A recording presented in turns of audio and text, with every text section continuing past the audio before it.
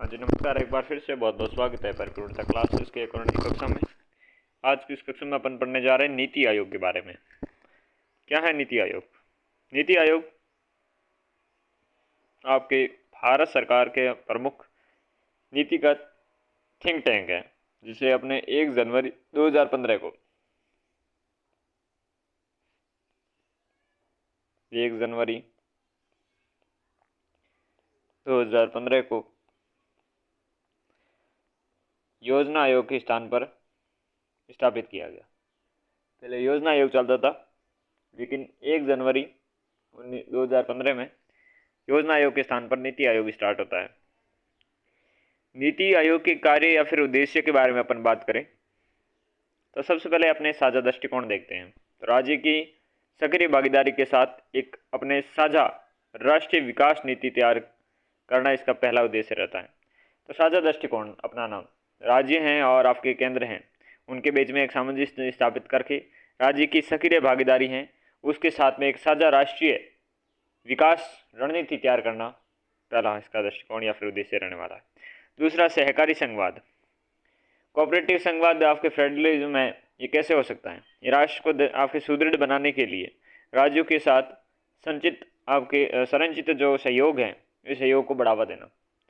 तो राष्ट्र को सुदृढ़ बनाने के लिए राज्यों के साथ संरचित सहयोग को बढ़ावा देना, सहकारी संघवाद इसका प्रमुख कार्य या उद्देश्य रहने वाला है। तीसरी चीज आपके बॉटम टू टॉप योजना, विश्वसनीय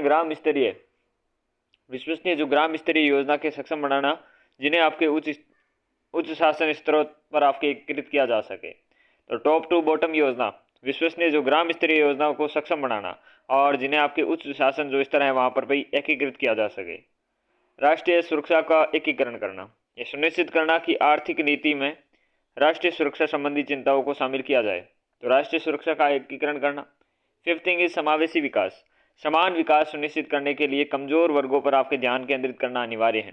तो समावेशी विकास करने के लिए, समान विकास सुनिश्चित करने के लिए कमजोर वर्गों पर ध्यान रखने के लिए नीति आयोग की आवश्यकता है और इसके कार्य और इसके उद्देश्य रहते हैं। रणनीतिक नीति डिजाइन, निरंतर फीडबैक और सुधार के साथ दीर्घकालीन जो आपकी नीति और कार्यक्रम रूपरेखा तैयार करना, इसका आपके उद्देश्य रहने वाला होता है। थिंक टैंक सहयोग, राष्ट्रीय और अंतर्राष्ट्रीय जो संस्थाओं के साथ साझेदारी को प्रोत्साहन करना प्रमुख रूप से इसका उद्देश्य रहने वाला है। नव प्रवर्तन और आपकी पारिस्थितिकी तंत्र, एक सहयोगात्मक ज्ञान और नव प्रवर्तन समर्थन प्रणाली का आपके निर्माण करना। तो एक सहयोगात्मक जो ज्ञान है और नव प्रवर्तन समर्थन प्रणाली का निर्माण करना, नव प्रवर्तन पारिस्थितिक तंत्र को प्राप्त करना, ये इसका उद्देश्य रहने वाला है। समस्या समाधान मंच, अंतर क्षेत्रीय अंतर विभागीय समन्वय के साथ में एक मंच के रूप में कार्य करता है। ये संसाधन और सर्वोच्चतम अभ्यास केंद्र, अनुसंधान, सर्वोच्च अभ्यासों और शासन मॉडलों के भंडार के रूप में कार्य करना। अनुसंधान है, सर्वोच्च अभ्यासों है और शासन मॉडल के भंडार के रूप में कार्य करता है। निगरानी और मूल्यांकन, परिणामों की सुधार के लिए जो योजनाएं हैं, योजनाओं की निरंतर निगरानी और इसका मूल्यांकन करना। प्रौद्योगिकी एवं क्षमता निर्माण, प्रौद्योगिकी उन्नयन और क्षमता निर्माण को बढ़ावा देना।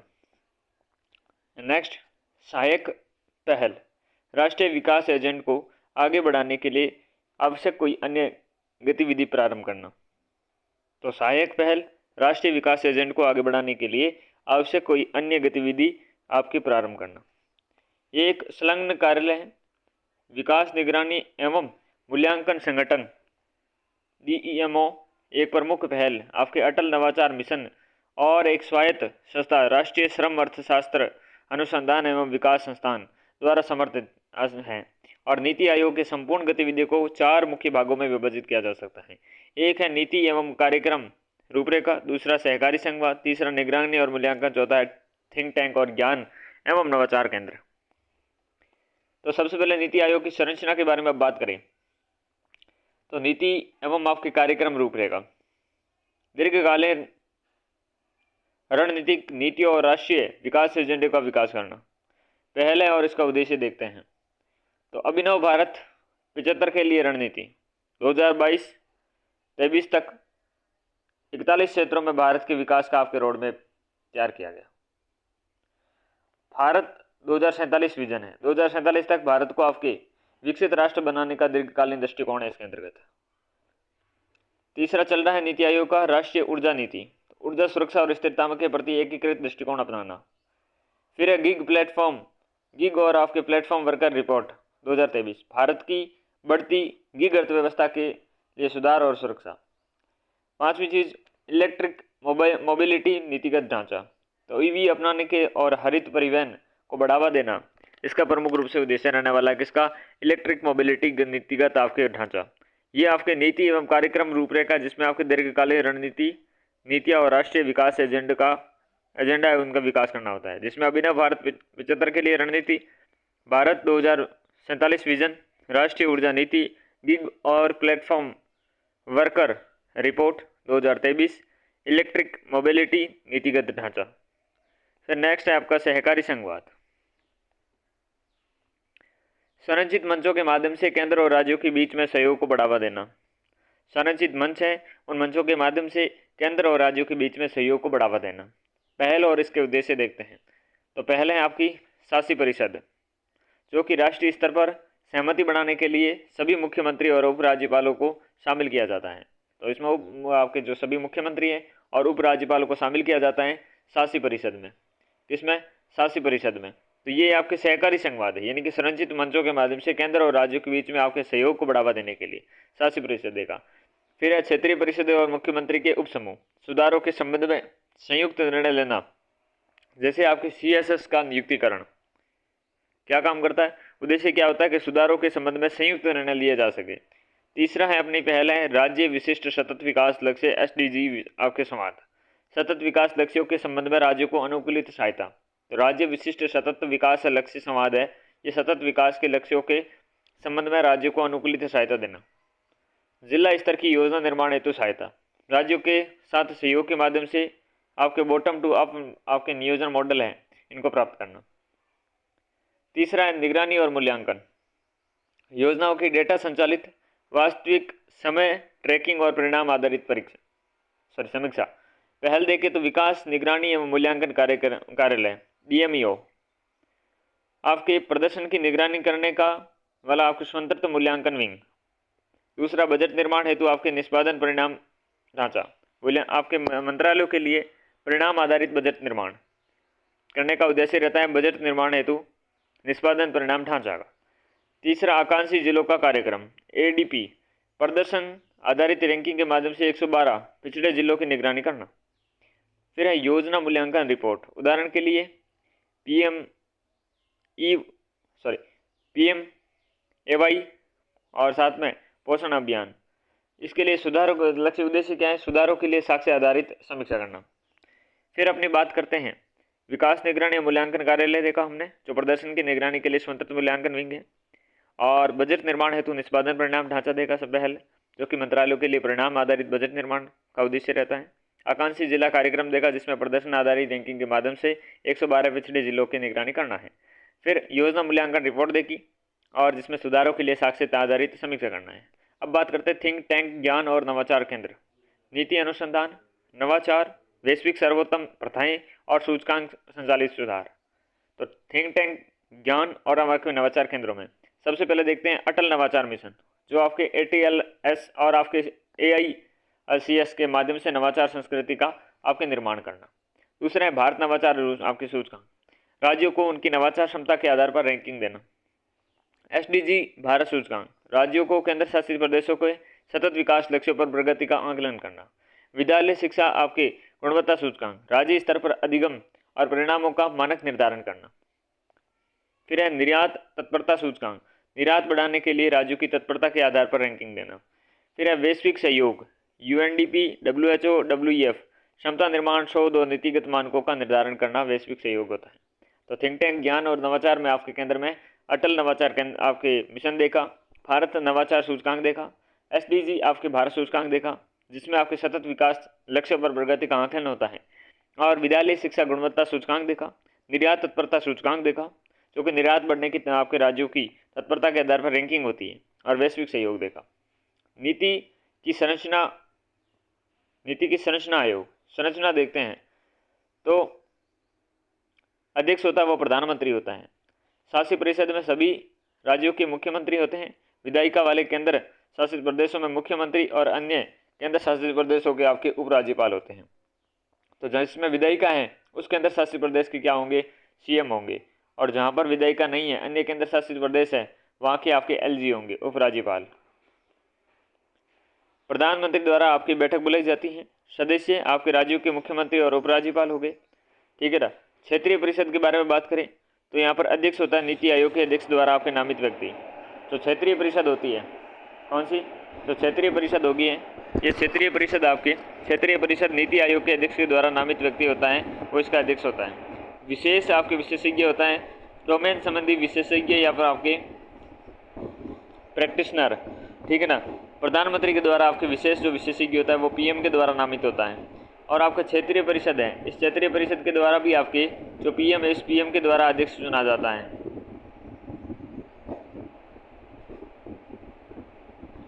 अध्यक्ष चुना जाता है।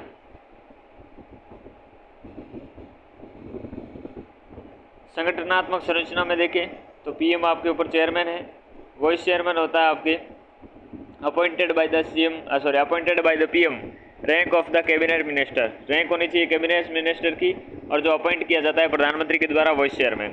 फुल टाइम मेंबर होते हैं वो rank of A minister of state, तो मिनिस्टर के आपके रैंक होनी चाहिए स्टेट में, वो फुल टाइम मेंबर होता है।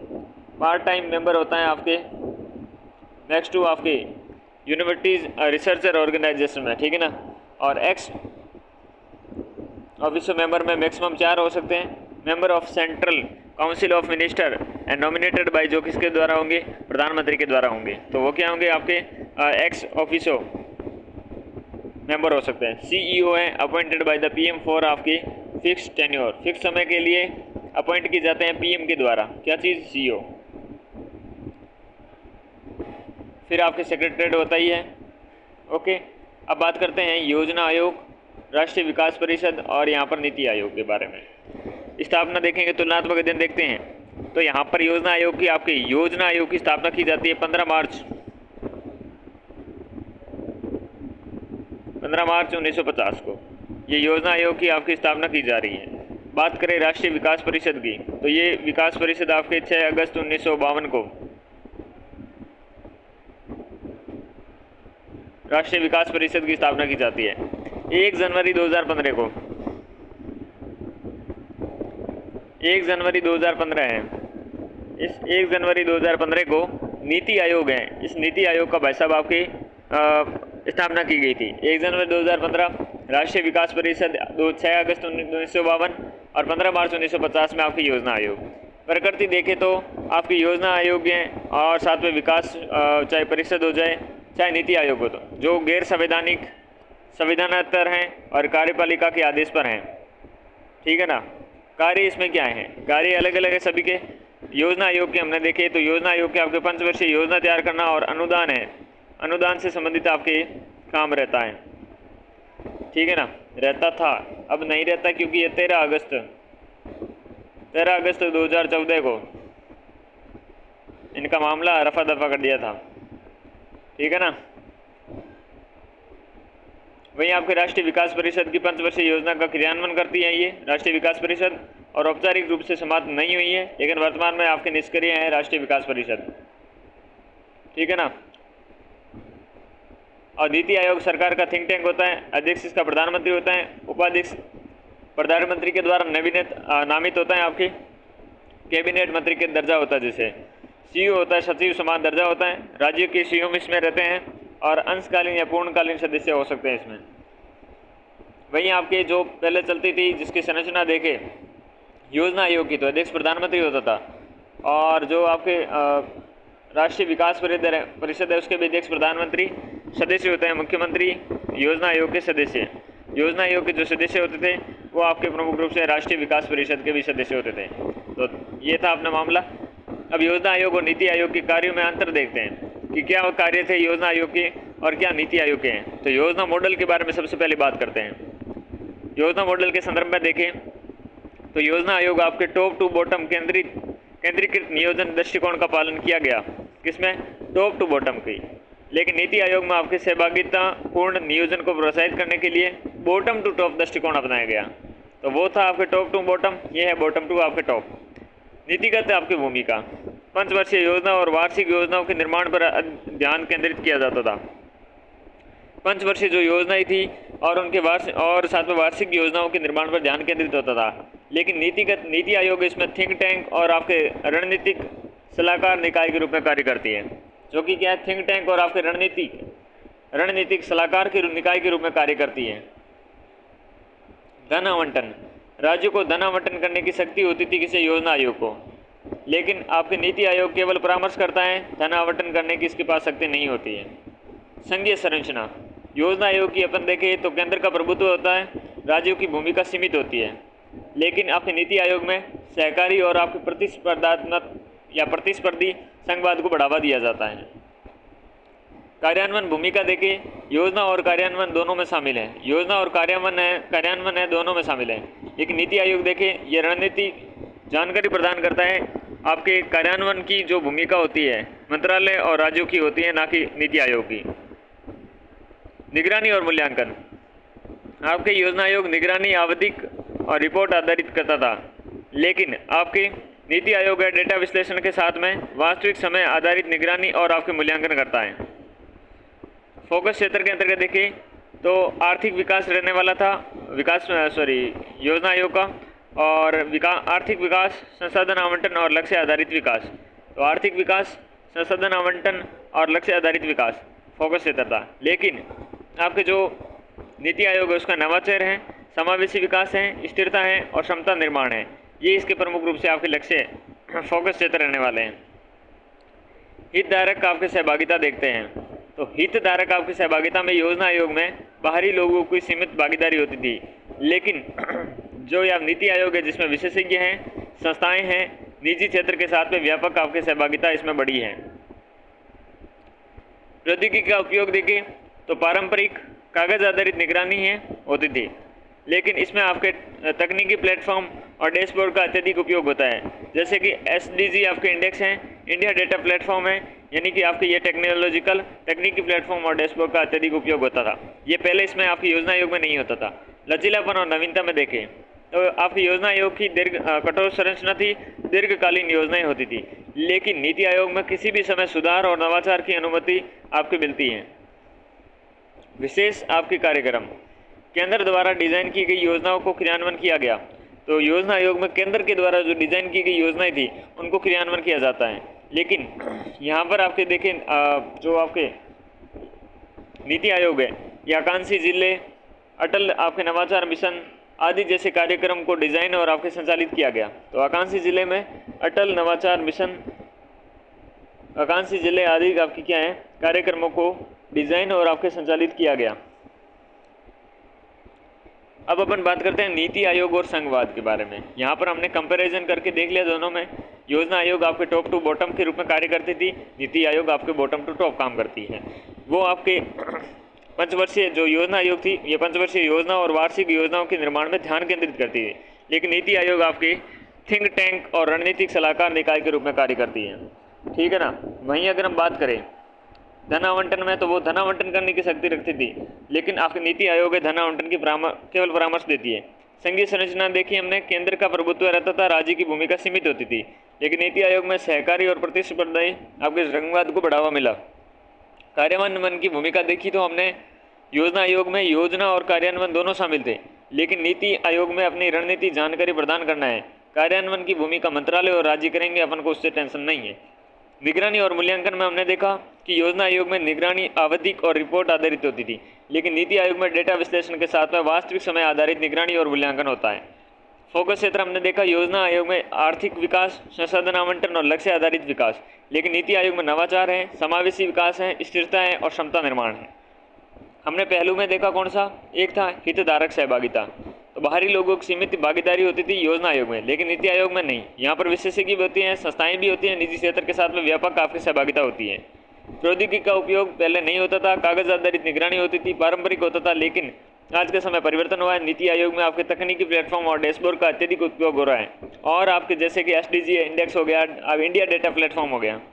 लचीलापन और नवीनता देखें तो पहले आपके कठोर संरचना थी योजना आयोग में, दीर्घकालीन योजनाएं होती थी, लेकिन आज के समय में नीति आयोग में किसी भी समय सुधार और नवाचार की अनुमति होती है।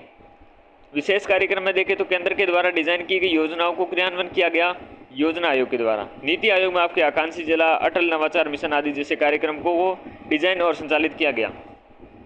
अब अपन बात करते हैं नीति आयोग की और संघवाद के बारे में। सहकारी संघवाद के बारे में सबसे पहले बात करते हैं। सहकारी संघवाद देखिएगा,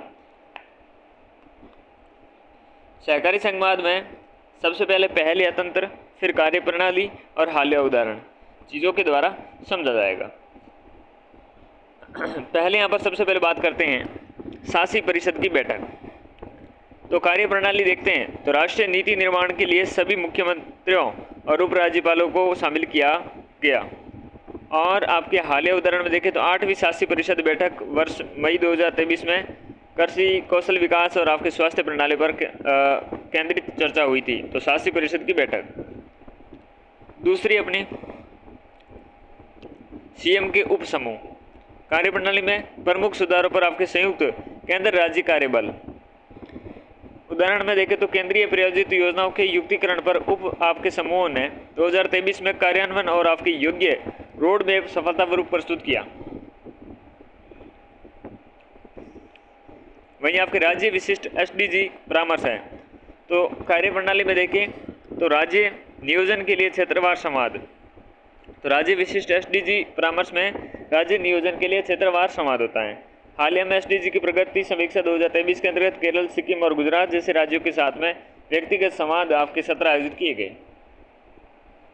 जिला योजना आपके सहायता हो गई, जिसमें नीति आयोग ने राज्यों के साथ में जिला स्तरीय योजनाओं का समर्थन किया। जैसे आकांक्षी जिला 2.0 हो गया, बिहार है, उड़ीसा है, ब्लॉक स्तरीय आपकी विकास परियोजनाओं को जो योजनाएं हैं उनको समर्थन प्रदान करना। संयुक्त रिपोर्ट और अनुसंधान, सहयोगात्मक और आपके नीतिगत दस्तावेजों और सिफारिशें, जिसमें इलेक्ट्रॉनिक वाहन ईवी और अपनाने की रूपरेखा 2023 की गई और राज्य परिवहन के विभागों के साथ मिलकर तैयार की गई। अब बात करते हैं प्रतिस्पर्धी संघवाद के बारे में। हमने बात करी पहले सहकारी संघवाद की, अब प्रतिस्पर्धी संघवाद के बारे में बात करते हैं। मिला के अपने बात करी कि नीति आयोग और संघवाद, नीति आयोग और संघवाद में क्या फर्क मतलब संबंध है। तो पहली बात हमने देखी भाई कि अपने सहकारी संघवाद कैसे स्थापित होता है। तो आपके शासी परिषद की जो बैठकें होती हैं, सीएम के जो उप समूह बनते हैं, राज्य विशिष्ट के जो एसडीजी परामर्श होती है जिसमें राज्य के नियोजन के लिए क्षेत्रवार संवाद होता है, और जिला आपकी योजना सहयोग बनता है जिसमें आपके नीति आयोग ने राज्यों के साथ में जिला स्तरीय जो योजना का समर्थन किया है, और आपके जो संयुक्त रिपोर्ट और आपके अनुसंधान है, जो सहयोगात्मक नीतिगत दस्तावेज और आपकी सिफारिशें होती हैं जिसमें। अब बात करते हैं अपने प्रतिस्पर्धी संघवाद के बारे में बात करें तो यहाँ पर देखेंगे अब पहले देखते हैं सबसे पहले तो आकांक्षी जिला जो कार्यक्रम है, आकांक्षी जिला कार्यक्रम एडीपी, जिसमें आपके शिक्षा हैं, स्वास्थ्य हैं, कृषि हैं आदि के आधार पर 112 जिलों की रैंकिंग आपकी की जाती है। तो ये आकांक्षी जिला कार्यक्रम हो जाएगा जिसमें प्रतिस्पर्धा होता है। अब 112 जिलों में से चाहेगा कि हम टॉप मारे, ठीक है ना। तो ये प्रतिस्पर्धी संघवाद। एसडीजी भारत आपकी सूचकांक सतत विकास लक्ष्यों के आधार पर आपके राज्य और केंद्र शासित प्रदेशों की रैंकिंग आपके निकालता है। निर्यात आपके तैयारी सूचकांक, जिसमें आपके निर्यात संवर्धन के लिए राज्यों की तत्परता का मूल्यांकन किया जाता है। जिसमें भारत नवाचार सूचकांक है जिसमें आपके राज्यों में नवाचार पारिस्थितिकी तंत्र का क्या है मूल्यांकन करता है। तो राज्यों में नवाचार पारिस्थितिकी तंत्र का मूल्यांकन करता है भारत नवाचार सूचकांक में। सकल शिक्षा आपकी गुणवत्ता सूचकांक है जिसमें आपके प्रमुख रूप से बात करें तो राज्य की शिक्षा के प्रदर्शन के मानक रूपरेखा निर्धारित करता है। राज्य स्वास्थ्य सूचकांक है जिसमें स्वास्थ्य और परिवार कल्याण मंत्रालय और विश्व स्वास्थ्य संगठन की साझेदारी पहले राज्यों के स्वास्थ्य के परिणामों की रैंकिंग करता है। प्रकार देखिए सहकारी संघवाद है, प्रतिस्पर्धी संघवाद है जिसमें नीति आयोग कैसे मदद करता है। तो राज्यों के साथ संवाद और संयुक्त कार्य प्रणाली करके सहकारी संघवाद को आपकी स्थापित करता है, जिससे ये होता है कि सहमति बनाना और समावेशिता है उसको प्रोत्साहन मिलता है, यानी कि सहमति बनती है आपसी और आपके जो समावेश यानी कि साथ में मिलकर काम करने की जो प्रोत्साहन मिलता है। प्रतिस्पर्धी में रैंकिंग और आपके प्रदर्शन आधारित मॉडल निकाले जाते हैं और जो कि आपकी क्या है सुधारों को प्रोत्साहित करते हैं और बेहतर शासन है तो आपके समकक्ष हैं उन पर दबाव डाला जाता है कि आप भी बेहतर करो, वो भी बेहतर कर रहा है तो उसे आगे कैसे निकल सकते हो, इस प्रकार की बातें होती है इसमें। नीति आयोग के संबंध निकाय देखते हैं अपन। नीति आयोग के संबंध निकायों में आपके सबसे पहले हम अटल नवाचार मिशन के बारे में बात करते हैं। नीति आयोग के संबंधित निकाय हैं जिसमें AIM आपके अटल इनोवेशन मिशन है, AIM अटल इनोवेशन मिशन अटल नवाचार मिशन है जो कि नीति आयोग के द्वारा 2016 में स्थापित किया जाता है। जिसका उद्देश्य है भारत में नवाचार और आपके उद्यमिता है उसकी संस्कृति को बढ़ावा देना। भारत में ज़्यादा से ज़्यादा नवाचार हो, उद्यमिता बढ़े, ऐसी संस्कृति को बढ़ावा दिया जा सके। नीति आयोग के द्वारा इस उद्देश्य से आपके अटल नवाचार मिशन, आपके अटल इनोवेशन मिशन की स्थापना 2016 में की जाती है, जिसके अंतर्गत आपके अटल टिंकरिंग लैब हैं, आपके एटीएल्स हैं, जो कि विद्यालयों में विद्यार्थियों की जिज्ञासा और आपके एसटीएम यानी कि विज्ञान है, प्रौद्योगिकी है, इंजीनियरिंग है और गणित कौशल को प्रोत्साहित करने के लिए स्थापित की जाती हैं। तो विद्यालयों में जिज्ञासा और साथ में विज्ञान, प्रौद्योगिकी और इंजीनियरिंग और गणित कौशलों के प्रोत्साहन करने के लिए स्थापित की जाती हैं अटल टिंकरिंग लैब्स। और एक है आपके अटल इनक्यूबेशन सेंटर हैं, जो कि आपकी EIC से स्टार्टअप्स को आपके वित्त पोषण देना, मार्गदर्शन करना और बुनियादी ढांचे के साथ में आपके सहायता प्रदान करना, ये अटल इनक्यूबेशन सेंटर स्थापित किए जाते हैं आपके अटल नवाचार मिशन के अंतर्गत। तीसरी बात आपके मेंटोर इंडिया नेटवर्क है, युवाओं को उद्योग विशेषज्ञों से आपके जोड़ना, इंडस्ट्री में आपके जो मेंटोर्स हैं उनके साथ में जोड़ना, ताकि वो उनसे मेंटरशिप से, उनसे आपकी उद्योग विशेषज्ञों से आपके सलाह लेकर अपना कुछ स्थापित कर सके। राइज कार्यक्रम है, लघु, सूक्ष्म और मध्यम उद्योग जैसे MSME तथा स्टार्टअप क्षेत्रों में अनुसंधान और विकास का बढ़ावा देना, इसका आपके प्रमुख रूप से अटल नवाचार मिशन का कार्य रहने वाला है। हालिया अपडेट के अंतर्गत वर्ष 2023 में भारत में 10,000 से प्लस अटल आपके टिंकरिंग लैब्स और 75 से प्लस आपके इंक्यूबेशन सेंटर स्थापित किए जा चुके हैं। अब दूसरी अपन बात करते हैं जो कि स्थापित है, वो है आपके DMEO। DMEO क्या है? विकास निगरानी एवं मूल्यांकन कार्यक्रम, ठीक है ना। विकास निगरानी मूल्यांकन कार्यक्रम ये नीति आयोग के द्वारा 2015 में स्थापित है। 2015 में आपके नीति आयोग के द्वारा स्थापित है DMEO, जिसका उद्देश्य है आपके सरकारी नीतियों और कार्यक्रमों के प्रदर्शन की निगरानी करना और मूल्यांकन करना। सरकारी जो नीतियां हैं, जो कार्यक्रम हैं, उनके प्रदर्शन की निगरानी की जाती है और उनका मूल्यांकन किया जाता है। भूमिका देखें तो प्रमुख योजनाओं का वास्तविक समय में डेटा आधारित आपके मूल्यांकन करना। जो प्रमुख योजनाएं चल रही है उनका रियल टाइम बेसिस पे आपके जो डेटा आधारित है, डेटा बेस्ड आपके मूल्यांकन करना। और मंत्रालयों के लिए आपके निष्पादन एवं परिणाम आधारित आपकी संरचना का विकसित करना। तो मंत्रालय, उन मंत्रालयों के लिए निष्पादन, आउटपुट एंड परिणाम, आउटकम आधारित संरचना का विकसित करना। साक्ष्य आधारित नीतिगत सुझाव प्रदान करना ताकि शासन व्यवस्था में सुधार हो सके। तो आपके जो साक्ष्य आधारित जो नीतिगत सुझाव हैं, ये आपके सुझाव देना ताकि क्या है, शासन व्यवस्था में सुधार किया जा सके। विकास निगरानी एवं मूल्यांकन कार्य का आपके प्रमुख रूप से भूमिका रहती है इसके मामले में। प्रमुख रिपोर्ट देखें तो केंद्र सरकार के बजट है तो आपके आउटपुट और आउटकम आपके फ्रेमवर्क तैयार करना। तो केंद्र सरकार के बजट है तो जो बजट है उसके हेतु आउटपुट और आउटकम फ्रेमवर्क है तैयार करना। पोषण अभियान और प्रधानमंत्री आवास योजना और स्वच्छ भारत मिशन जैसी योजनाओं की निगरानी रखना। पोषण अभियान है, प्रधानमंत्री आवास योजना है, स्वच्छ भारत मिशन जैसी योजनाएं, उनकी निगरानी रखने का ये काम इसी के द्वारा होता है। बात करते हैं राष्ट्रीय श्रम अर्थशास्त्र अनुसंधान विकास संस्थान NILERD।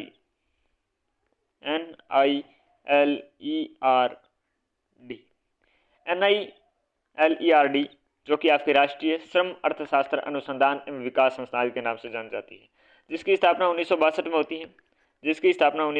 में होती है। और इसमें आपके प्रमुख रूप से पूर्व में IAMR के रूप में थी, बाद में नीति आयोग के आपके अधीन पुनर्निर्मित होती हैं, जिसका उद्देश्य है कि श्रम अर्थशास्त्र विकास और मानव संसाधन नियोजन के क्षेत्र में अनुसंधान प्रशिक्षण संस्थान के रूप में कार्य करना। तो आपकी NILERD राष्ट्रीय श्रम अर्थशास्त्र अनुसंधान एवं विकास संस्थान का प्रमुख कार्य रहता है कि श्रम अर्थशास्त्र विकास मानव संसाधन नियोजन के क्षेत्र में अनुसंधान और प्रशिक्षण संस्थान के रूप में कार्य करना।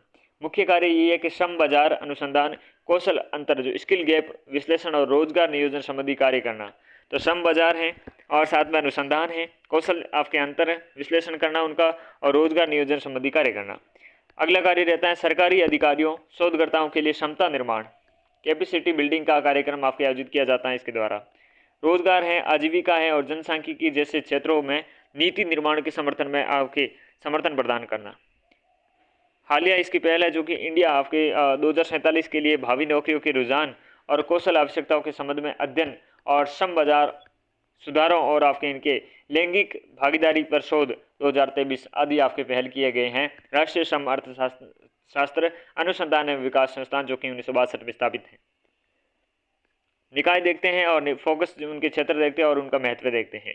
AIM की बात करते हैं जो कि नवाचार और स्टार्टअप इनका फोकस क्षेत्र रहता है AIM का, ठीक है ना। और नवाचार और स्टार्टअप होगी। AIM अटल मिशन आपके इनोवेशन मिशन है, इसका महत्व हो जाएगा उद्यमशीलता परिस्थिति के तंत्र को बढ़ावा मिलता है इससे। और DMEO की बात करें जिसमें ये निगरानी और मूल्यांकन का काम करता है, और इसका महत्व ये होगा कि परिणाम आधारित आपके शासन को मजबूत करना। अगला है अपने NIL ERD के बारे में बात करते हैं, जो श्रम और मानव संसाधन जिनका अनुसंधान का फोकस क्षेत्र रहता है, और इसका महत्व ये है कि रोजगार और आपके कार्यबल नीतियों की जानकारी देना।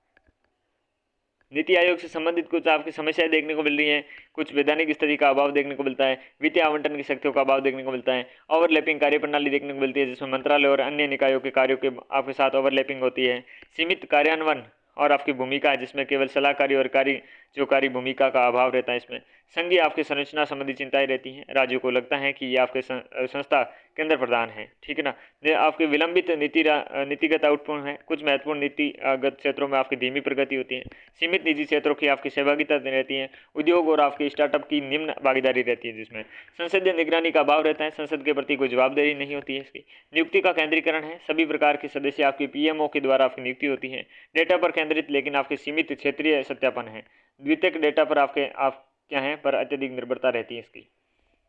इसका स्पष्टीकरण भी देख सकते हैं अपने कुछ कि इस वैधानिक कानून समर्थन नहीं है, वैधानिक स्थिति अभाव है, गैर आपके संवैधानिक निकाय होने के कारण इसकी सिफारिश बाध्यकारी नहीं होती, और कार्यपालिका के द्वारा इसकी भूमिका है को भी आपके कभी भी बदला जा सकता है।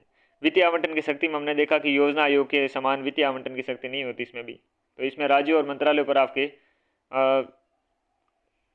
इसका आपके प्रभाव सीमित हो जाता है, और जिससे सुधारों को आगे बढ़ाने की क्षमता कम हो जाती है। इसी प्रकार से आपके ओवरलैपिंग कार्यप्रणाली है, यानी कि कई नीतिगत थिंक टैंक मंत्रालय कभी कभी आपके समान सलाहकारी भूमिका निभाते हैं, जिससे कार्यों की ओवरलैपिंग हो जाती है और इनका कोई महत्व नहीं रहता है। सीमित कार्यान्वयन भूमिका होती है, तो ये नीति आयोग की योजना का क्रियान्वयन नहीं करता, जिसके आपके बजाय जवाबदेही और आपके क्षेत्रीय प्रभाव कमजोर हो जाता है। संघीय संरचना संबंधी चिंताएं हमने देखी कि सहकारी संघवाद को बढ़ावा देने के उद्देश्य से स्थापित होने के बावजूद कुछ राज्यों को, विशेषकर जो केंद्र के साथ में राजनीतिक रूप से समन्वय नहीं रखता, वो अपनी पृथकता महसूस करता है। विलंबित आपके नीतिगत आउटपुट देखा, इंडिया आपके 2047 और आपके SDG डैशबोर्ड जैसी रिपोर्ट विलंबित और अद्यतन नहीं होती, जिससे आपके उनकी उपयोगिता प्रभावित होती है। हमने सीमित निजी क्षेत्र की सहभागिता देखी, जिसमें आपके अटल इनोवेशन मिशन नवाचार क्षेत्र के कार्य कर रहा है, परंतु आपके नीति निर्माण के निजी क्षेत्र की व्यापक भागीदारी अब भी सीमित है। संसदीय निगरानी का अभाव है, जैसे केग तथा निर्वाचन आयोग जैसे संवैधानिक निकाय के विपरीत नीति आयोग किसी भी आपके विधायी निगरानी तंत्र के प्रति उत्तरदायी नहीं होती है। नियुक्तियों का केंद्रीकरण, आलोचकों का तर्क है कि वैचारिक विविधता और आपके बहुलवाद की कमी है, और क्षेत्रीय और विपक्षी आपके पक्ष की भागीदारी सीमित रहती है। इसमें डेटा पर केंद्रित है, देखिए योजनाओं की निगरानी डैशबोर्ड के माध्यम से होती है, लेकिन पर्याप्त आपके क्षेत्रीय सत्यापन नहीं किया जा सकता है। तो इस प्रकार की हमने नीति आयोग की समस्याएं और सीमाएं देखी हैं। तो ये था मामला कुछ नीति आयोग का, जिसमें बहुत ही विस्तृत तरीके से हमने चर्चा करी। हमने योजना आयोग, राष्ट्रीय विकास परिषद और नीति आयोग के बारे में सारी तुलनात्मक अध्ययन किया, और हमने प्रारंभ किया नीति आयोग को पढ़ना, जो कि 1 जनवरी 2015 में स्थापित होती हैं योजना आयोग के कबर पर। ठीक है, तो चलिए इस कक्षा में बस इतना ही, मिलते हैं अगली कक्षा में, तब तक के लिए नमस्कार।